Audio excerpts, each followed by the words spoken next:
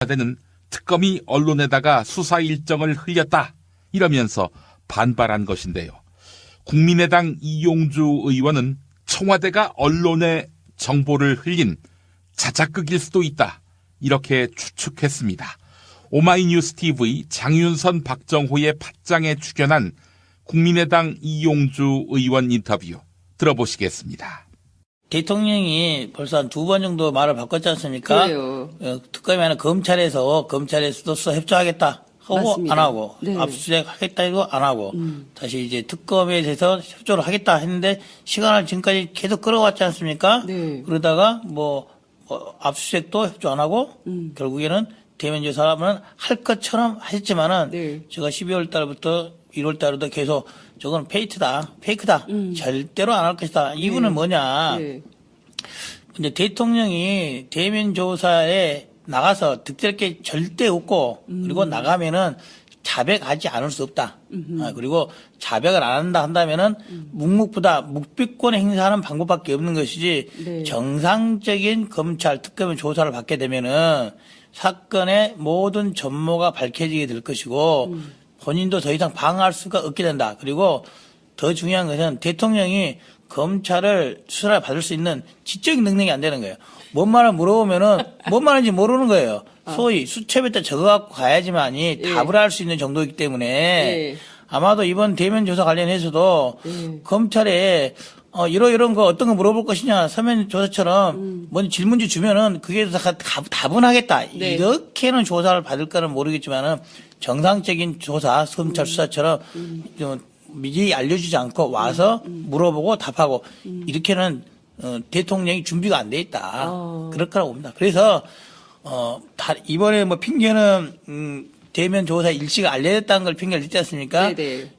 아마도 특검이 많이 양보를 해서 그랬던 것 같아요. 예를 들면은 조사 일시라든지 장소 같은 거에 대한 예를 들면은 특검이 계속 조사 장소를 제3의 장소에서 하자, 특검에서 하자, 네. 제3의 장소에서 하자, 청와대 안에서 못 한다라고 버텼으면은 그걸 핑계를 삼았을 거예요. 밖에서 무슨 아직까지 정무직의 대통령인데 밖에 장소에서 하느냐, 불가하다, 이걸 핑계 댈 거예요. 근데 내가 보기로는 그것도 특검이 양보해 준 것 같아. 좋아. 그러면 이제 청와대 아니라니까 거기까지 가서라도 조사를 하겠다고 양보를 하니까 이제 핑계 잡을 게 없는 거예요. 핑계거리가 없었다. 핑계거리 없는 거죠. 그래서 말도 안 되는 핑계인 거죠. 지금까지 예상되는 것이 특검이 알려줬든지 아니면 내부자가 알려줬는지 모르겠지만은 9일 아니면 10일 정도에 예상될까? 이번 주에 있을 거라는 것은 지난주부터 이미 맞습니다. 언론에 나오고 있지 않습니까? 예. 9일인 게 10일인 게 뭐가 중요했습니까? 이번 주면은 목요일 아니면 금요일이겠지. 그럼 9일 아니면 10일 둘 중에 하나 아니겠습니까? 맞아요. 예. 그러면 둘 중에 하나에 9일 정도라고 확정이 된지는 모르겠으나 네. 어느 모 방송사에서 9일 한다고 알렸다 한들 네. 그건 전혀 모르고 있던 상황이 아니라 9일, 10일쯤 하겠다는 걸 알고 있던 상황이 나온 것 뿐이거든요. 새로운 상황이 아니고. 그리고 이번 특검법에는 예전과 달리 특검이 수사 상황을 브리핑을 할 수 있도록 법적 근거를 명확히 뒀어요. 브리핑이라는 게 피의사실 내용이 아니라 언제 한다, 어디서 한다, 누구를 한다는 것은 당연히 브리핑의 대상에 들어가지 않겠습니까? 네, 맞습니다. 결국 법에 허용된 내용을 한 것이고 그 법안 내용은 대통령도 알고 있었죠. 네. 거부권도 행사하지 않았고. 네. 그런데 그 내용을 가지고 한다는 것은 핑계 잡은 거다. 핑계 잡은 거다. 그래서 저는 이번에 S모 방송에서 9일에 하겠다 방송을 냈지 않습니까? 네네. 알려준 출처가 네. 꼭 특검이 아니라 청와대 자작극일 수도 있다. 이렇게 생각을 합니다. 아, 청와대 자작극이다. 핑계를 잡아야 되니까 쓱 흘러주고 이거 특검이 너희들에게 알려준 거 아니냐. 아, 이런 핑계를 잡아서 했을 수도 있다. 네. 그래서 도대체 모 방송사가 어떻게 한 건지 한번 알아볼 필요는 있다고 봐요. 더불어민주당 박범계 의원은 대면 조사와 같은 수사 일정은 대국민 보고 조항이라고 밝혔습니다. 청와대가 제시한 대면 조사 거부 사유를 정면으로 반박한 것입니다. CBS 라디오 김현정의 뉴스쇼에 출연한 박범계 의원 인터뷰 들어보시죠. 대면조사, 박근혜 대통령 대면조사 9일로 잡혀있다가 무산이 됐습니다. 이유는 특검이 신의를 위반했다. 비공개 원칙을 깨고 9일이란 날짜를 흘렸다. 이런 거거든요. 어떻게 보세요? 네네. 아니, 말씀도 안 되는 얘기죠. 왜 그런 거 하니? 이번 특검법의 가장 큰 특징은 대국민 보고조항입니다. 제가 특검법안을 초안한 사람입니다. 예. 거기에 의해서 이규철 특검부가 매일같이 브리핑을 드리고 있습니다. 왜? 이 국정농단의 원인은 비선 실세에 의해서 깜깜이로 국정을 운영했기 때문에, 즉 투명하지 않게 했기 때문에, 공개하지 않았기 때문에 이런 일이 벌어졌거든요. 예. 그래서 서울중앙지검에 의한 수사도 사실 많은 한계가 있었습니다. 바로 그러한 문제점 때문에 특검이 대국민 보고조항을 뒀고 대통령 대면 조사 일정과 같은 것은 예. 수사의 본질이나 혐의와 관련된 내용이 아니기 때문에 예. 국민에게 당연히 알리는 것은 옳은 태도고 바른 방법입니다. 근데 그것을 심지어 시기 삼아서 예. 지금 대면조사 오늘로 예정되어 있는데 안 하겠다. 이 얘기는 결국은 예. 지금 2월 초인데 예. 2월 초 중순에 헌법재판소에 나와가지고 대통령이 하실 수 있는 말씀을 하라는 야당의 요구를 결국은 듣지 않기 위해서 대면조사도 거부하고 대면조사 하게 되면 그러면 헌법재판소도 나와야 되는 거 아니냐고 할 때 그것에 대한 방어 논리가 궁색하기 때문에 예. 결국은 저는 탄핵을 면하기 위한 경우 대면조사도 안 하고 헌법재판소도 알겠습니다. 예, 그렇게 생각하시는 저는 거고. 그렇게 생각합니다.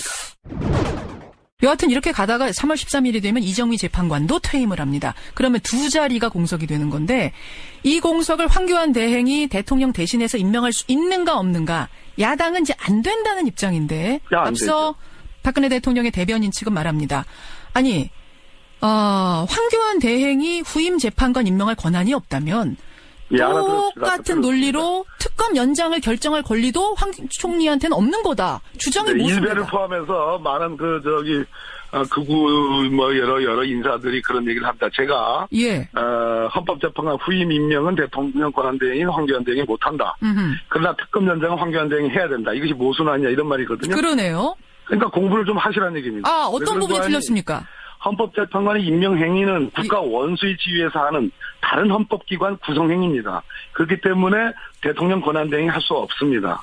그러나 특검 연장은 행정부의 수반, 즉 평상시에 대통령 권한을 수행하는 것이기 때문에 예. 마땅히 행정수반으로서 그 직무대행인 황교안 대행이 해야 되는 겁니다. 아. 아무런 논리상의 하자가 없습니다. 더불어민주당 윤관석 의원은 헌법재판소가 대한민국을 정상화할 책임이 있다. 이렇게 밝혔습니다. 또한 황교안 대통령 권한대행의 행태가 국정 혼란을 가중시킨다. 이렇게 비판했는데요. 오마이뉴스 TV 장윤선 박정호의 팟짱에 출연한 윤관석 의원 인터뷰 들어보시죠. 박근혜 대통령 측 대리인단 소속인 손범규 변호사가 새누리당이 탄핵 기각에 앞장서라 이런 요구를 하고 있거든요. 이런 요구는 좀 어떻게 보십니까?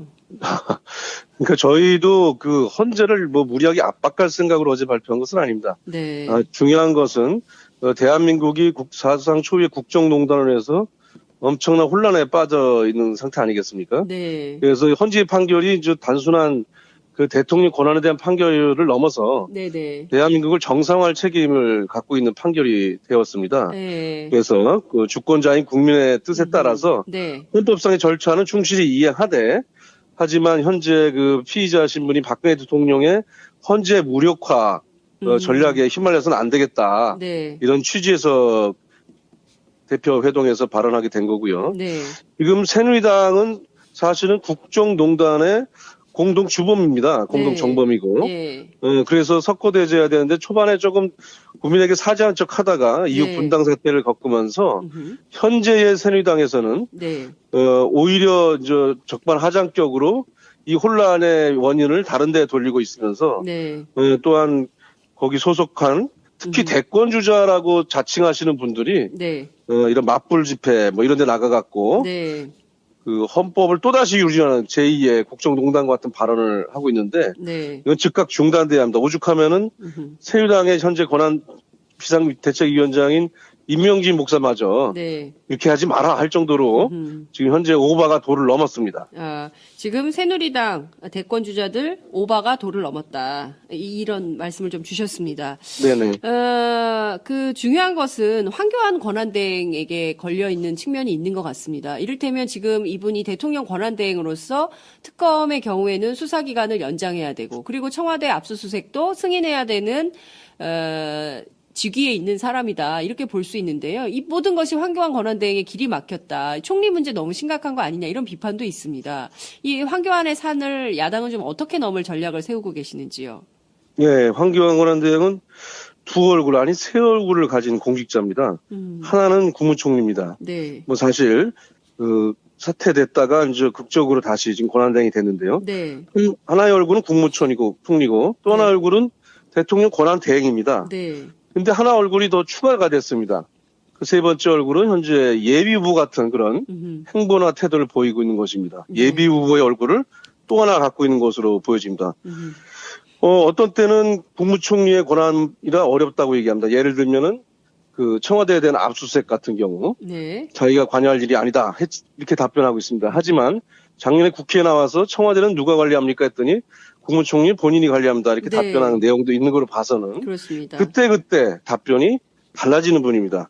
어떤 때는 총리로서 어떤 네. 때는 권한대행으로서 네. 예를 들어서 특검의 수사기간 연장이 불가피해서 네. 3일 이전에 만약에 30일 연장을 신청하게 되면은 과연 어떤 태도를 보일지 이것도 굉장히 귀추가 주목되고 있습니다. 네. 또 하나는 예비후보 얼굴인데 지금 네. 각종 그 언론에 네. 대통령 후보로 얘기되신 분들의 여론조사 나오지 않습니까? 맞습니다. 본인이 그런 생각이 없으면 거기서 빼달라고 하고 네. 나는 절대로 출마할 생각이 없이 과도국정에 충실한 관리에 매진하겠다. 이렇게 답변하면 모든 게 끝나는 것임에도 불구하고 네. 현재는 애매모호한 답변을 통해서 마치 후보로 나올 수도 있는 것처럼